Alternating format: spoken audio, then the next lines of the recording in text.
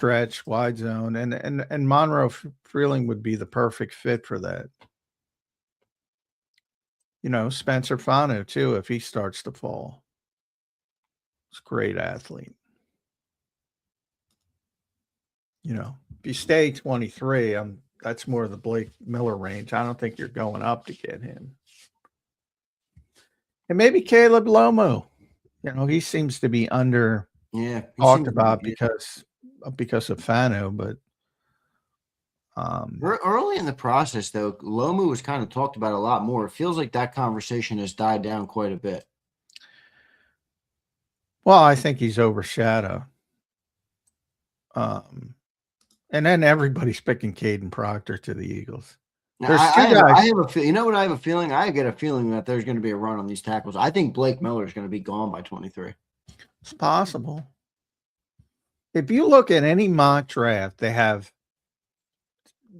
I would say 90% of them have Dylan Thieneman, however you pronounce his name, going to Minnesota.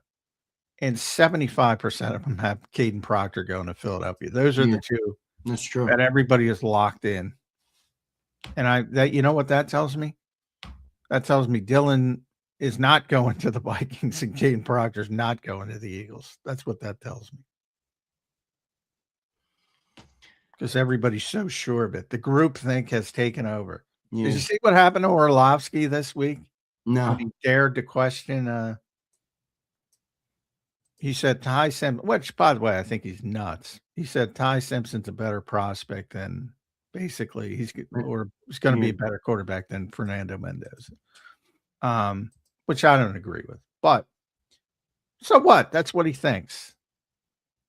But if you go against groupthink in the draft, oh my Lord, these people are nuts. I think I saw this. Didn't Dan also say he talked to a bunch of NFL decision makers? Is how he worded it? Yeah, something like that.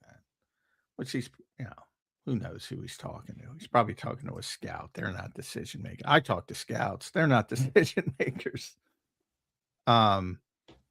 They give their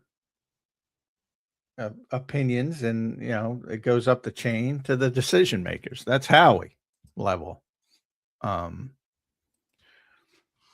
Big difference, but.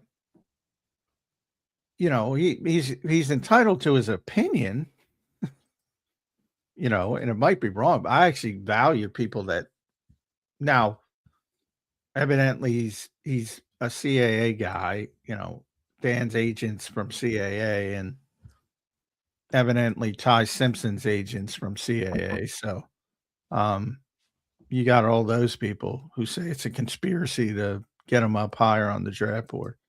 Hey, here's my deal with Mendoza.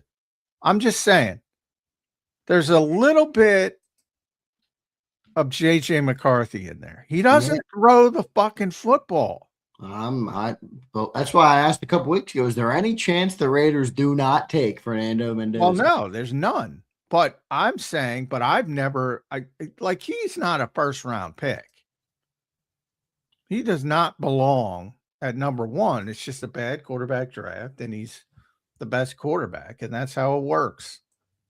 But I mean, and I'm not saying he's going to be as bad as J.J. McCarthy, because that's tough to do. But my comparison is, you can't tell me a first-round pick and you're not letting him throw the ball. If you look at their run through the college football, he threw like 80 times. I know. Through the whole run. I'm not comfortable with that. I'm with you 100%. I'm 100% with you. And I like Mendoza, but I first overall pick, I don't like him that much. No, I would not take him. Now they're desperate, obviously, and they need a quarterback. And well, they do have Tom Brady in their corner. I'm not saying Tom Brady knows how to draft. That's a different thing than being an NFL quarterback, but you would think he knows a thing or two about quarterbacks, right? Well, he does, but you can't. I mean, like I believe he was trying to get Matthew Stafford last year. But he didn't want Sam Darnold, and they went with Geno Smith. Especially Look at Michael Jordan as an executive. He wasn't a good executive. No, it's terrible.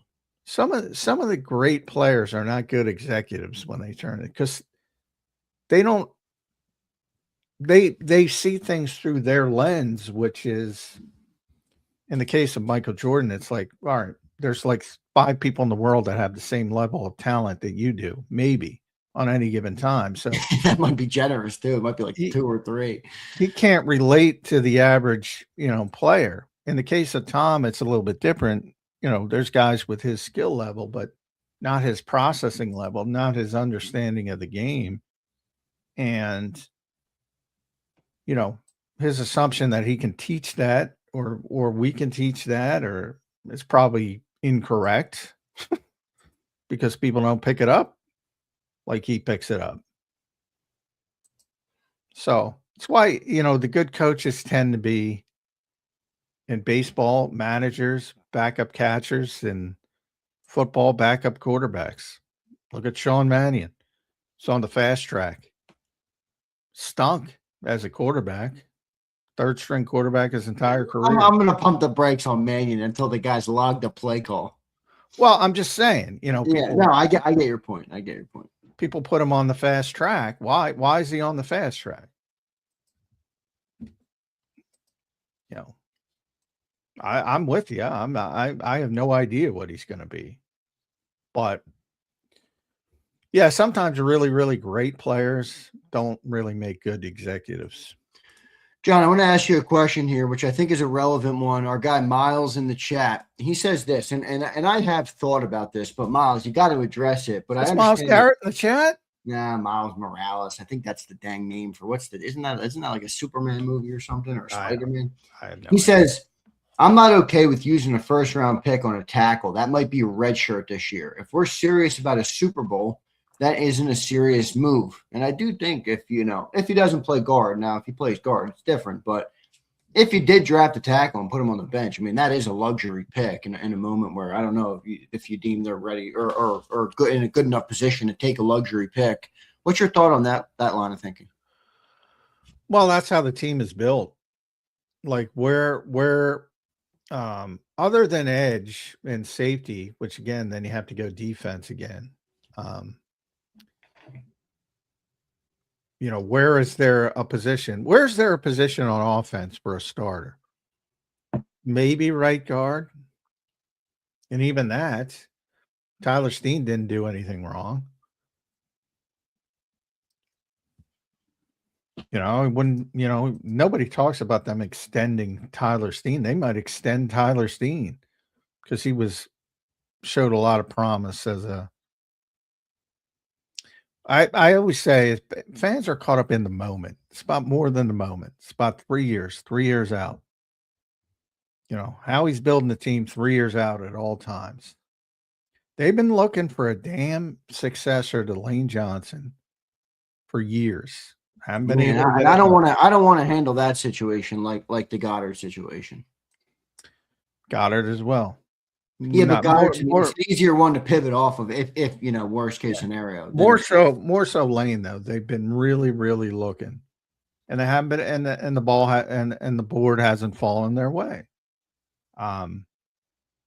If they have a chance to do it in a year where there's a lot of good tackles,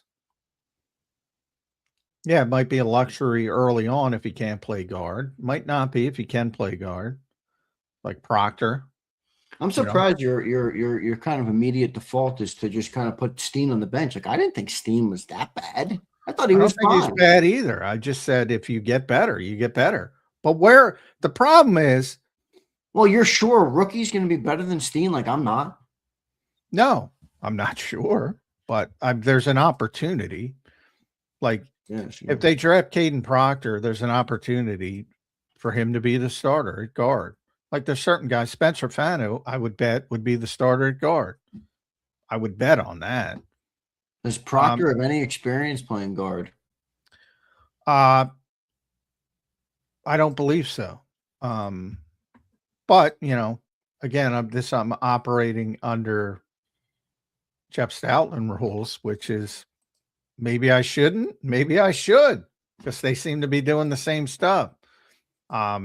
he always liked big-bodied right guards. Tyler Stein didn't have a history of playing guard in college at all. Played Yeah.